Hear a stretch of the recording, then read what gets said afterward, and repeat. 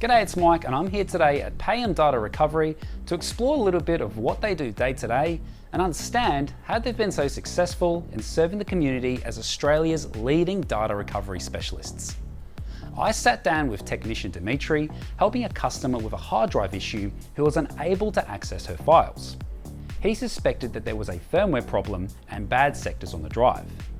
In order to diagnose and have a proper look at the issue, Dimitri needed to convert from USB to SATA to give himself more capabilities to work with on the PC3000. For those who may not know, the PC3000 is a world-leading technology that allows professional data recovery companies to recover your data without basically killing it.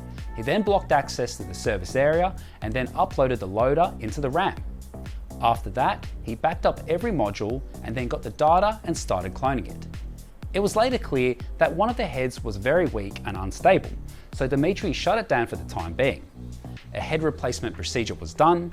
With a healthy set of heads, we attempted to make a clone of the drive. At that point, 3 out of the 4 heads were copied for the first run, and eventually the 4th head was successfully copied. We are happy to report that we managed to recover 99% of the data, and as you can imagine, the customer was very pleased with the final outcome. Dimitri's pro tip is if you have an issue with your hard drive, stop using it to prevent further damage. We hope this video helped you, and thanks for watching.